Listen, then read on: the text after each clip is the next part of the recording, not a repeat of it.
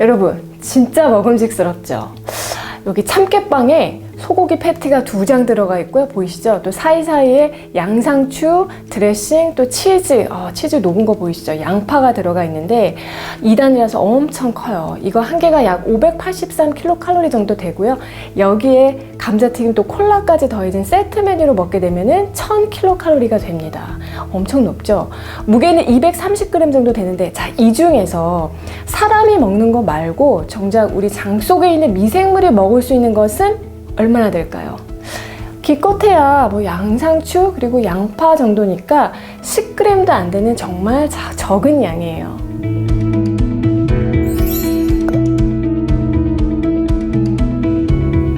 안녕하세요. 정세현 아이사 라이프 레시피 정나래입니다. 실제로 런던에서 유전 역학을 하시는 교수님이 햄버거만 먹었을 때 이 장 속의 미생물들이 어떻게 변하는지 실험한 적이 있어요. 참 이 교수님도 대단하신 것 같아요. 자기 아들을 비용을 주고 10일 동안 M사의 햄버거만 먹게 한 거예요. 그러니까 햄버거하고 콜라로 이 아들이 10일간 서바이벌 하면서 이 기간 동안의 대변 샘플을 여러 실험실로 보내서 장내 변화를 살펴보았습니다. 그랬더니 1400여 가지 유형의 박테리아 종 중에서 약 40%가 파멸된 것으로 나타났습니다. 놀랍죠?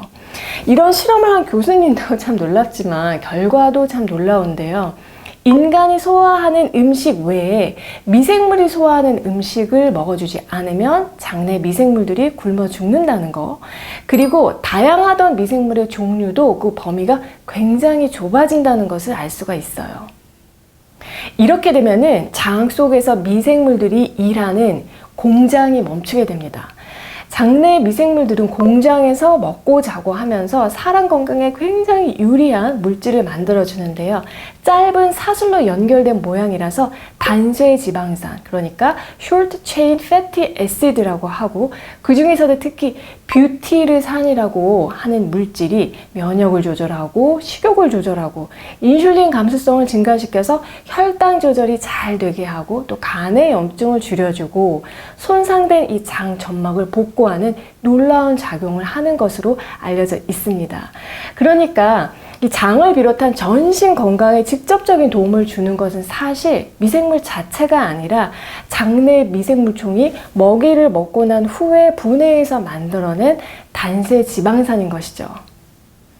아까 실험에서처럼 미생물이 소화할 수 있는 재료가 거의 없는 햄버거 같은 음식들만 계속 먹게 되면은 이 장내 미생물들이 많은 수가 사멸하겠죠. 그렇게 되면은 뷰티리산을 생성하는 이 장 공장이 거의 문 닫기 직전까지 갈 수가 있고요. 이런 상태에서 장 공장을 다시 가동하려면 여러분, 유산균 제품을 먹는 것이 우선일까요? 아니면 미생물이 소화할 수 있는 음식을 잘 섭취해 주는 것이 우선일까요?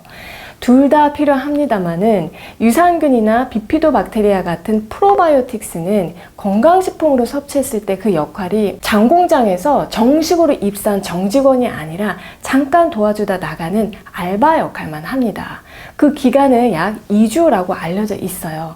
그래서 프로바이오틱스도 프로바이오틱스지만은 장에서 항시 상주하는 주요 미생물들이 맡은 바지 역할을 할 수 있도록 힘을 실어주는 것이 우선이 되어야 하고요. 이들도 협력 시스템이기 때문에 다양한 미생물들이 먹을 수 있도록 음식 섭취를 하는 것이 중요한데요. 방법은 빅맥으로 드시면 됩니다.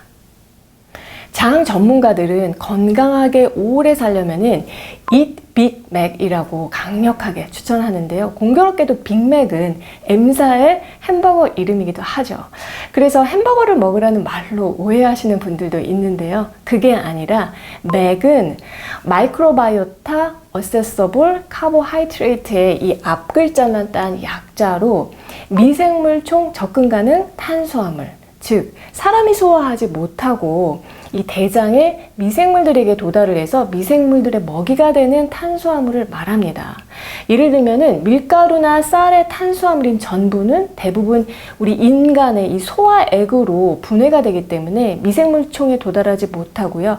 맥은 소화액으로는 분해가 안 되는 복합 탄수화물이기 때문에 우리가 이것을 섭취해서 장 공장으로 딱 전달을 해주면은 미생물이 맥을 분해해서 단세지방산, 뷰티리산을 생산해내는 것이죠.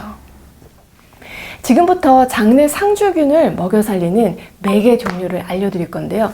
안 보실까봐 제가 조금 더 가까이 갈게요. 자, 첫 번째가 짜잔, 곡류입니다. 뭐 쌀이라든지 밀, 보리 같은 곡류인데 가공하지 않은 통곡류이고요.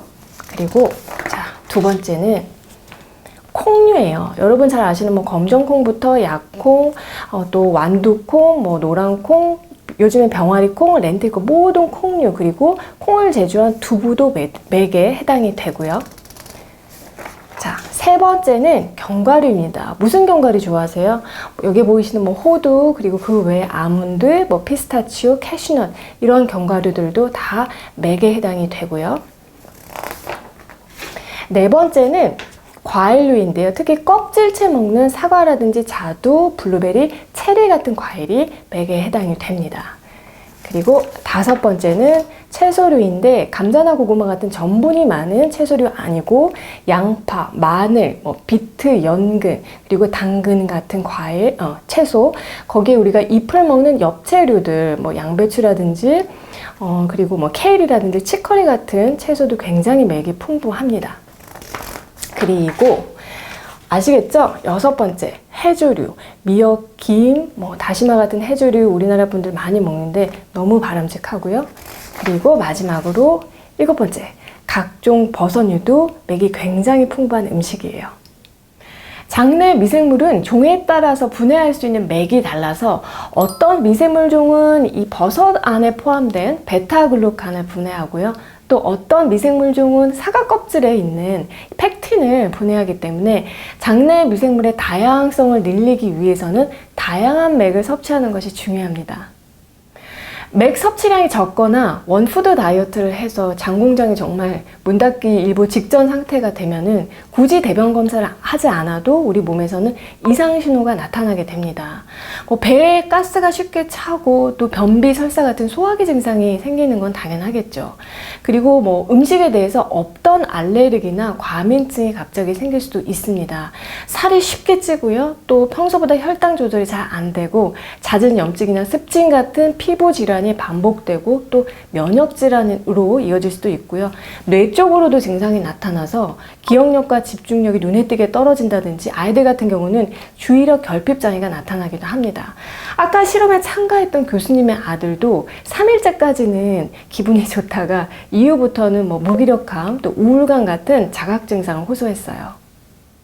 평소에 어떤 음식을 주로 먹는지는 아마 나 스스로 제일 잘 알 텐데요. 어떤 분들은 그냥 귀찮으니까 배달 음식 위주로 드시는 분들도 있고 또 어떤 분들은 한번 아프고 나서 몸 생각해서 특별히 음식 잘 챙겨 드시기도 할 텐데 만약에 오늘 알려드린 이런 이상 신호들이 있다면은 장 공장이 잘 안 돌아가고 있음을 나타내는 가능성이 높고요.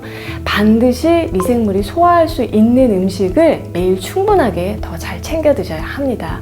이것이 음식으로 치료하는 식치의 시작이에요. 여러분 오늘 내용이 도움이 되셨나요? 오늘 알려드린 맥 다이어트 잘 하셔서 이 장 공장 풀로 가동 잘 하셨으면 좋겠고요. 저는 다음에 또 좋은 내용으로 찾아뵐게요.